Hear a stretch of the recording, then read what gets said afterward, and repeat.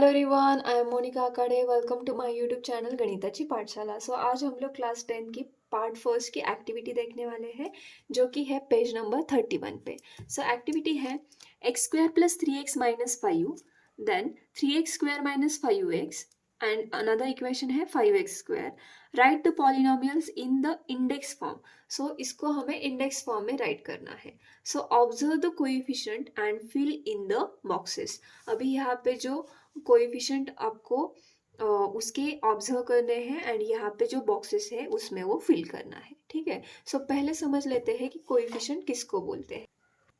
Okay, suppose अभी हमारे पास एक इक्वेशन है 3x square minus 5x plus 0।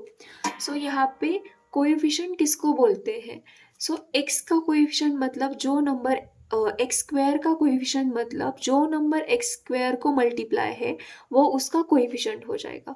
अभी हमें x का कोएफिशिएंट पूछा तो x को कौन सा नंबर मल्टीप्लाई है वो उसका कोएफिशिएंट हो जाएगा। सो एक्स स्क्वायर का कोएफिशिएंट है +3 एंड यहाँ पे -5 है। सो x का कोएफिशिएंट हो जाएगा -5। ओके, एंड ये जो 0 होता है इसमें, सो 0 जो है वो कांस्टेंट कंसीडर होता है। ओके, सो 0 है कांस्टेंट। ये x का कोएफिशिएंट है -5 एंड एक्स स्क्वायर का कोएफिशिएंट है +3। ओके, अभी इसका इंडेक्स फॉर्म भी समझ लेते हैं। इंडेक्स फॉर्म मतलब क्या होता है? अगर आपको कोई भी इक्वेशन दिया होता है उसको आपको ax square plus b x plus c के फॉर्म में इसको राइट करना होता है। अगर यहाँ पे एक इक्वेशन है 5x स्क्वायर, 5x स्क्वायर में एक्स स्क्वायर की टर्म तो है, ओके, 5x स्क्वायर मतलब ए एक्स स्क्वायर की टर्म है, बट बी एक्स की टर्म तो नहीं है एंड कांस्टेंट की टर्म भी नहीं है। सो इसके लिए हम लोग क्या करते हैं कि b को 0 कंसिडर करेंगे एंड x को एज इट इज रखेंगे। सो 0 इंटू एक्स तो 0 हो जाएगा। सो हमारा गिवन इक्वेशन भी डिस्टर्ब नहीं होगा एंड वो उसके फॉर्म में भी आ जाएगा।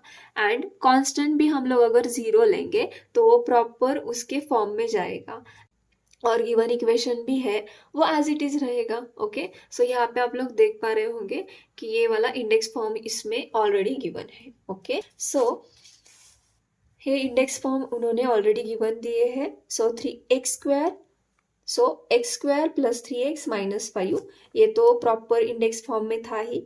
Then 3x square minus 5 and यहाँ पे कांस्टेंट मिसिंग था, इसके लिए यहाँ पे 0 पुटअप किया है।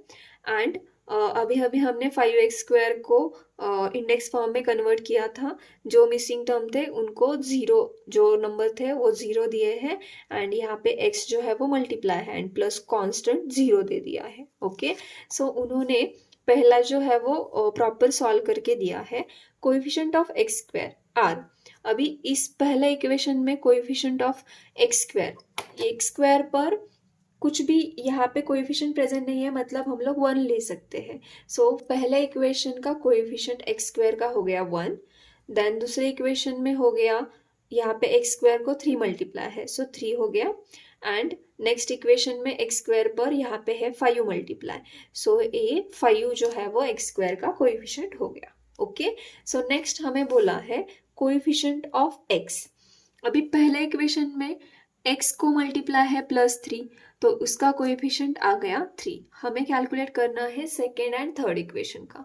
सो सेकेंड इक्वेशन में x को मल्टीप्लाई है -5, सो यहाँ पे वैल्यू आ जाएगी -5। ओके, सो ये -5 फिलअप हो गया। अभी सिमिलरली थर्ड इक्वेशन, x को मल्टीप्लाई है 0, सो यहाँ पे वो कोएफिशिएंट आ जाएगा 0। ओके, तो ये हो गए कोएफिशिएंट ऑफ x। अभी नेक्स्ट देख लेते हैं कांस्टेंट टर्म्स आर। अभी कांस्टेंट टर्म हमें कैलकुलेट करने हैं। सो कांस्टेंट कौन सा होता है? जो कि जिसको कौन सा भी वेरिएबल मल्टीप्लाई नहीं होगा उसको हम लोग कांस्टेंट बोलते हैं। सो फर्स्ट इक्वेशन में -5 जो है वो कांस्टेंट है, सो यहाँ पे आ जाएगा -5। ओके, सो सेकेंड इक्वेशन में है 0 है, कांस्टेंट हो जाएगा। एंड यहाँ पे भी 0 जो है थर्ड इक्वेशन में, यहाँ पे कोई भी वेरिएबल मल्टीप्लाई नहीं है।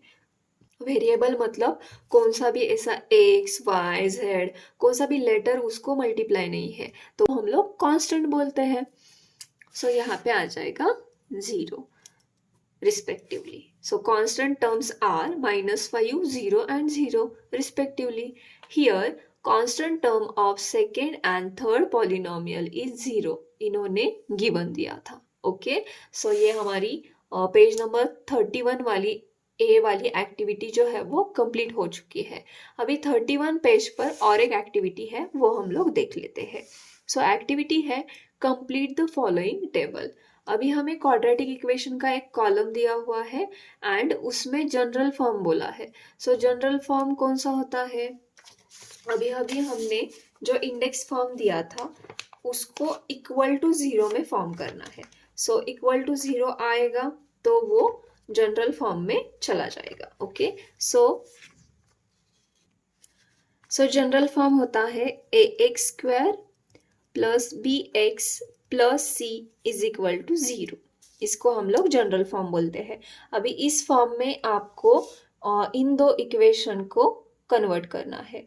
सो अगर यहाँ पे वेरिएबल y² है तो इसका इक्वेशन चेंज हो जाएगा ना. यहाँ पे ay² plus by plus c is equal to 0. Variable कौन सा भी हो, हमें वो सिर्फ और सिर्फ इस टाइप के कंडीशन में लाना है. Okay so is equal to 0 चाहिए. ये वाले टर्म जो है वो यहाँ पे शिफ्ट हो जाएंगे. y² तो एज इट इज रहेगा. सो यहाँ पे आ गया y². ठीक है, ये 2y जो है वो इज इक्वल टू साइन के यहाँ पे है, हमें चाहिए इस तरफ, तो ये प्लस है, यहाँ पे जाके वो माइनस हो जाएगा. सो -2y. अगर कौन सी टर्म यहाँ पे माइनस है, अगर इसको शिफ्ट करना है तो वो प्लस हो जाएगी. सो +7 एंड इज इक्वल टू आ जाएगा 0. बिकॉज सब टर्म हमने वहाँ पे ट्रांसफर की है तो यहाँ पे कुछ भी नहीं बचेगा एंड उसको हमें 0 राइट करना है. ओके देन उन्होंने बोला है कि a, b एंड c की वैल्यू कैलकुलेट करें. अभी अगर हमने यहाँ पे ऑब्जर्व किया तो y² का जो भी कोएफिशिएंट होगा उसकी वैल्यू होगी a के इक्वल. b मतलब क्या होगा कि y का जो कोएफिशिएंट है वो b है.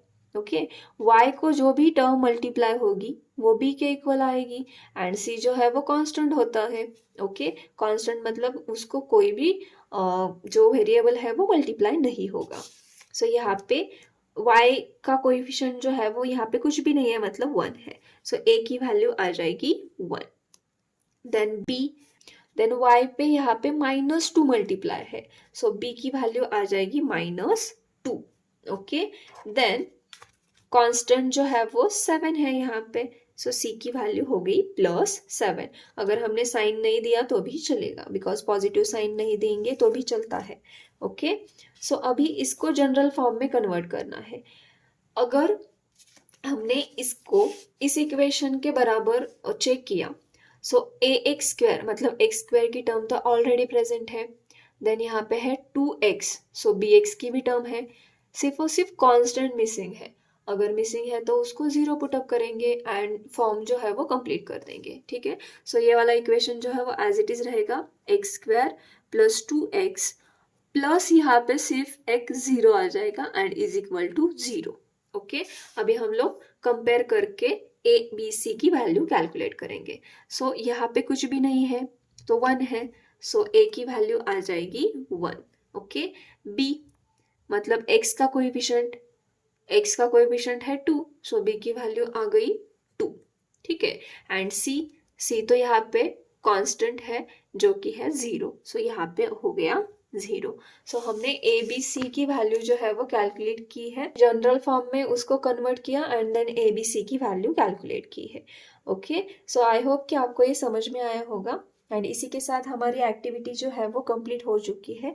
आज हमने ये 2 एक्टिविटी पेज नंबर 31 वाली कंप्लीट की है. अगर आपको इसमें कोई भी डाउट हो तो आप कमेंट कर सकते हैं एंड अगर आपको ये वीडियो अच्छा लगा है, हेल्पफुल लगा है तो like, share and subscribe my YouTube channel. Thank you for watching.